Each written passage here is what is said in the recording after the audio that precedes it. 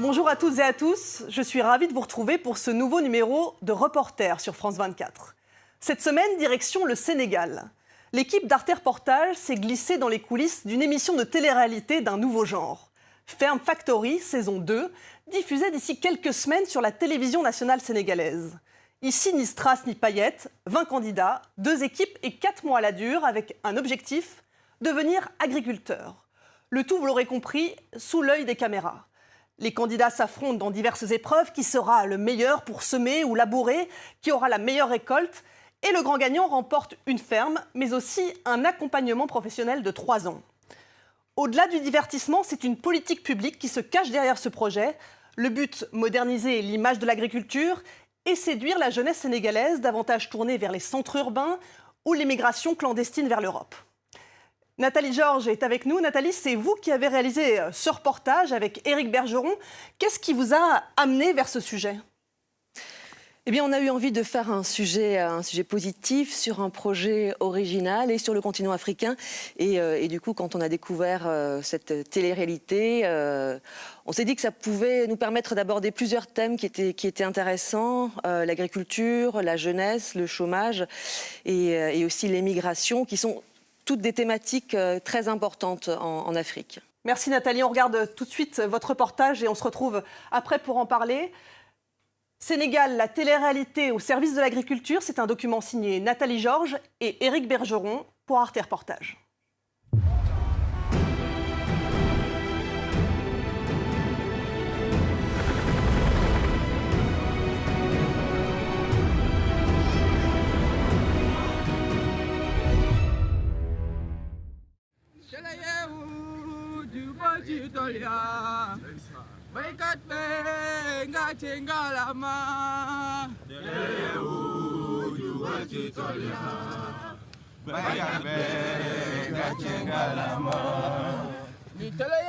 Un réveil musculaire, comme tous les matins au lever du soleil, comme tous les jours depuis un mois. Le tournage de la saison 2 de Ferme Factory est en cours.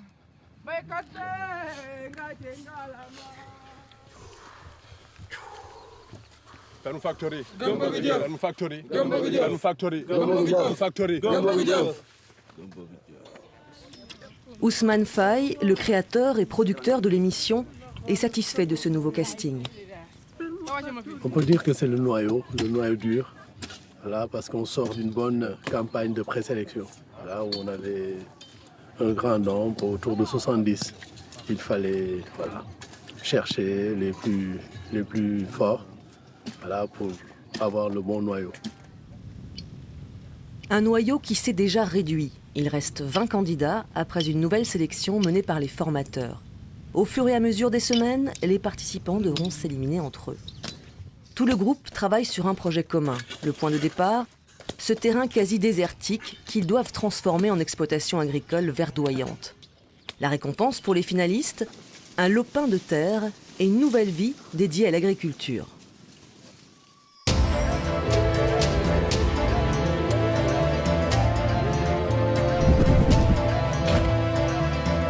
Vous avez 1 minute pour vous présenter, allez-y. On ne vous entend pas, est-ce que vous pouvez parler plus fort? La saison 1, diffusée en 2017 sur la chaîne nationale sénégalaise, a tenu en haleine des centaines de milliers de téléspectateurs chaque semaine. Donc, en ce moment, vous êtes étudiante? Oui. Dans quelle filière? Management, distribution, pétrole et du gaz. Management, Les candidats, des jeunes au profil varié. Salam alaikum. Walaikum salam. Est-ce que vous pouvez présenter? Mohamed Lamine Diop, âge 28 ans, Dakar, éleveur. Éleveur de lan? De poulet de chair. Poulet de chair. Oui. maa ngi tudd Ibrahima Diop maa ngi dëkk Ndar fa laa juddoo fa laa yaroo actuellement étudiant là en master 2 en agroforesterie, écologie et adaptation. C'est l'heure du petit déjeuner pour les candidats de la saison 2. Debout, Ibrahima et Mohamed de la saison 1. Ils font partie des coachs de ce nouveau cru, avec un groupe de candidats tout aussi éclectiques. Ils sont étudiants, chanteurs, boxeurs, couturiers ou chômeurs, tous déterminés à changer de vie. L'histoire d'El Hadji Fall ressemble à celle de nombreux jeunes Sénégalais. Avant may ñëw fii man dama génnoon nekkoon ci bitim réew nekkoon Maroc nekkoon foofu di daan suma doole di def commerce marché ambulant donc dund fa difficulté yu metti yoo xamante ni tey daanaka ñëw ñibbi si sumam réew daf ma koy gënal. tante naa yoon yu bëri lu mat si juróom ba juróom benn yoon dugg naa ci biir géej gi ngir bëgg a dem tugal. maintenant c'est fini parce que li ma gën a bëgg mooy toog si suma réew liggéey ci suma réew jariñ suma bopp wante jariñ aussi suma réew. Après ce premier mois d'immersion et de compétition, une jeune femme semble se détacher du lot. Aram Dieng. Ici, c'est la parcelle où on met les pépinières. Ici, on a des fissures sur la ligne. C'est ça qui montre que les plantes commencent à pousser. Au début, je ne connaissais pas vraiment, mais c'est par la suite que j'ai eu l'amour pour les plantes. Dans ce champ, un demi-hectare d'oignons. Étudiante en horticulture, Aram avait déjà de bonnes bases. J'ai choisi de passer par Ferme Factory parce que je pense qu'avec Ferme Factory, ce sera un peu plus rapide que de me lancer seule. Et Ferme Factory aussi, ce n'est pas seulement emploi, c'est aussi une formation, un développement personnel. On t'apprend comment créer une entreprise, comment gérer son entreprise, et tout ça. Ma vie dans 5 ans, pas dans 10 ans, c'est un peu loin pour moi, mais dans 5 ans, pourquoi pas grande productrice au Sénégal, productrice de produits fruitières, maraîchères, pourquoi pas exporter vers l'Europe? C'est ça que j'envisage. Des terres, du soleil, de l'eau, le Sénégal possède de nombreux atouts pour développer son agriculture, mais le secteur n'attire pas les jeunes. Pour les séduire, Ousmane Faye a imaginé un concept de télé-réalité. Il avait cette idée en tête depuis 2008. C'est vraiment une boutade au début, à la base. Une boutade d'un jeune Sénégalais voilà, qui observe sa société, qui a envie de prendre part quoi, et qui voit que ouais, les choses ne vont pas bien. Malgré l'invention des réseaux sociaux, la télé continue à impacter sur les populations. C'est en observant, en regardant la télé, ce que les telenovelas ont comme impact sur nos populations, sur nos femmes, les jeunes. Voilà, j'ai dit, quand on regarde les téléréalités qui nous viennent de l'Europe, les gens sont scotchés aussi, sont très intéressés.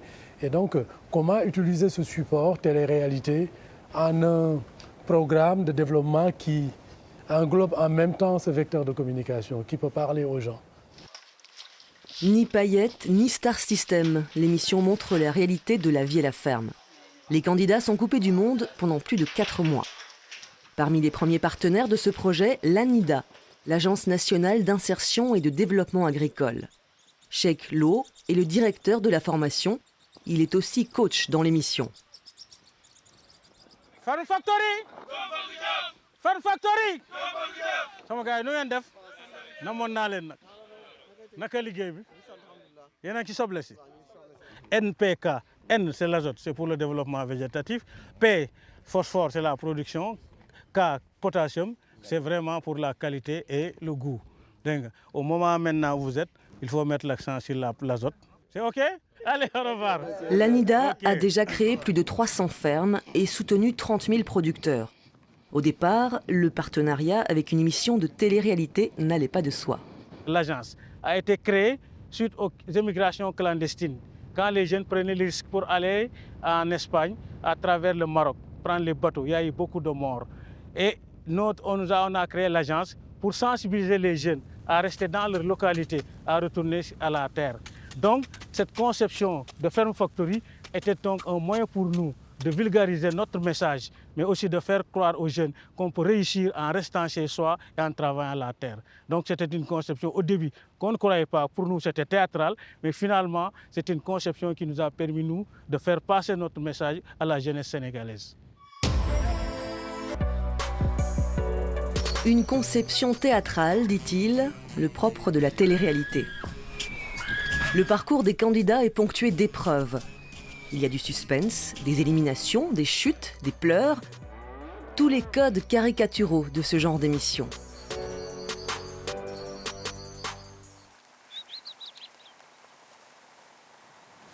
Aujourd'hui, on fait la récolte de patates. C'est un grand domaine ici. Oui, c'est un grand domaine, oui. Un domaine de 20 hectares. Travaux pratiques pour les candidats de la saison 2 dans une grande exploitation agricole avec le coach Ibrahima. Ce sont des candidats à la Ferme Factory. Ils ont débuté récemment. Donc actuellement, moi, ce que je peux leur apporter, ce n'est pas grand chose. C'est juste l'expérience que j'ai acquis au niveau de la saison 1 et de quelques pratiques que j'ai fait après mon installation par l'ANIDA. Ibrahima, tout comme Mohamed de la saison 1, ont gagné une parcelle de terre pour cultiver oignons, aubergines, poivrons et pommes de terre, avec l'assistance technique de l'ANIDA. D'ici 3 ans, on va évaluer chaque fermier. S'il respecte les consignes, ça veut dire que rester ici, travailler, mettre en valeur la terre, on va lui donner un bail de 99 ans, j'espère. Et j'espère en arriver. Peut-être c'est important des fois de passer à la télé, mais ce n'était pas ça qui me poussait à le faire. Ce qui me poussait à le faire, c'est de gagner une entreprise agricole. C'est ça qui me poussait à le faire, parce qu'il y avait énormément d'émissions qui passaient à la télé et je ne me suis jamais intéressé à ça. Mais lorsqu'on a parlé d'entrepreneuriat agricole et j'ai voulu me lancer dans ça et je n'avais pas les moyens, j'ai dit voilà, là ça demande mon engagement. Une nouvelle vie, comme pour Mohamed, qui lui aussi exploite ses terres depuis septembre 2018. Avant, moi, j'avais un poulailler et je faisais des petits métiers. J'avais une table devant chez moi et je gagnais un peu, je faisais des petits trucs avant. Mais c'était juste pour réunir une somme pour aller en Europe. Maintenant, ce rêve, c'est derrière moi. Ferme Factory, il a fait de moi quelqu'un. Il a fait de moi quelqu'un parce que ay jamono ci ginaaw tuuti man ku ma waxoon dinaa dem ba dugg ci bay du ma ko gëm. Sénégal ay suñu gaal nañ ko jaw tey manko. Sénégal ay suñu gaal nañ ko jaw tey manko. Comme dans d'autres émissions de télé-réalité, il y a l'incontournable séquence du feu de camp. Ferme Factory, ce n'est pas seulement de l'agriculture. Ferme Factory, c'est de l'agriculture, c'est la base. Mais aussi, on fait ce genre de programme, des feux de camp. Tout le temps, on le fait. Normalement, chaque semaine, on fait des feux de camp pour sensibiliser sur les thèmes d'actualité. Salam alaikum.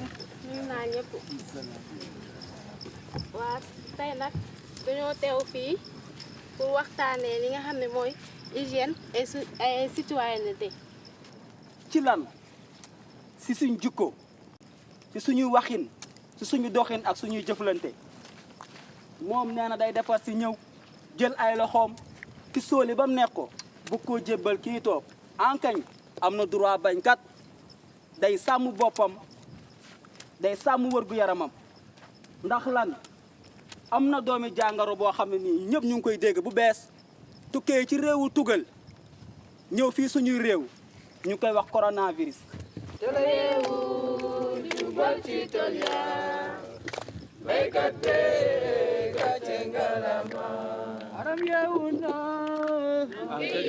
Une télé-réalité ancrée dans l'actualité.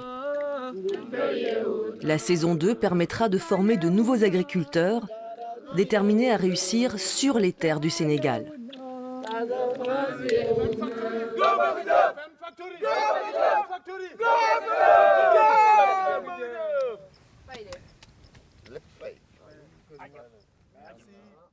Voilà pour ce reportage. On retrouve tout de suite Nathalie Georges depuis le siège d'Arte à Strasbourg. Nathalie, vous avez suivi ces candidats il y a un an. Les Sénégalais découvriront l'émission d'ici quelques semaines. Entre-temps, la crise du Covid s'est invitée un peu partout dans le monde. Sans bien sûr dévoiler l'issue de l'émission, avez-vous des nouvelles des candidats que vous avez suivis? Et est-ce que certains sont en effet devenus agriculteurs? Alors effectivement, parmi les candidats qu'on a suivis lors du début des castings, et la moitié a été éliminée au fur et à mesure de l'émission, mais ceux qui souhaitent tout de même se lancer dans cette nouvelle carrière d'agriculteur seront aidés. Il y en a d'autres qui ont déjà bifurqué vers d'autres carrières. L'un des candidats s'est lancé dans la musique et il va bientôt enregistrer un album. Et puis il y a les finalistes, les 10 finalistes, et bien la plupart sont déjà installés sur le terrain qu'on a vu dans le reportage, la friche du départ. Ça y est, ils sont installés, ils sont 7-8 apparemment dans cette région de Dieppe et ils commencent à cultiver. Ils commencent à cultiver leur champ. Donc effectivement, le principe de l'émission, finalement, tout le monde gagne. C'est-à-dire que finalistes ou pas, si les candidats souhaitent vraiment se lancer dans l'agriculture, ils seront accompagnés. Nathalie, on l'a vu encore il y a quelques semaines lors des manifestations qui ont frappé le Sénégal. La jeunesse manque de perspective. Au-delà de l'émission, est-ce que les autorités sénégalaises font le pari de l'agriculture comme pourvoyeuse d'emplois ? Alors, ça fait plusieurs années effectivement que les autorités lancent des programmes pour développer l'agriculture. Il y a différentes aides, différents projets, mais pour l'instant, ça ne semble pas vraiment porter ses fruits. Il y a l'ANIDA, qui est partenaire de cette télé-réalité Ferme Factory, qui est une agence du ministère de l'Agriculture et qui se consacre essentiellement à permettre aux jeunes de s'installer en tant qu'agriculteurs. Donc l'ANIDA a déjà créé à peu près un peu plus de 300 fermes et aidé plus de 30 000 producteurs à se lancer. Et donc c'est vrai qu'elle encourage les jeunes à se lancer, mais elle encourage aussi ceux qui sont déjà partis en Europe à revenir et à créer des petites fermes pour avoir du travail sur les terres du Sénégal. Oui, justement, l'émission elle est financée notamment par l'ANIDA, l'Agence nationale d'insertion et de développement agricole, mais aussi par l'Union européenne. L'émission se veut un rempart contre la tentation de l'immigration clandestine. Est-ce qu'on a une idée de l'ampleur de ce phénomène au Sénégal ? Pour le producteur et le créateur de cette émission, celui qui a vraiment imaginé le concept, lui il parle d'un programme de développement, c'est-à-dire développement pour lutter contre la pauvreté et pour éviter cette émigration clandestine, parce qu'on l'a vu effectivement ces derniers mois et notamment en fin d'année dernière, une augmentation massive des arrivées notamment aux Canaries en Espagne, avec parfois des drames en mer. Donc c'est pour éviter tout cela aussi que ce programme a été créé. Merci beaucoup Nathalie d'avoir été avec nous depuis le siège d'Arte à Strasbourg. C'est tout pour aujourd'hui. On se retrouve la semaine prochaine pour un nouveau numéro de Reporter sur France 24.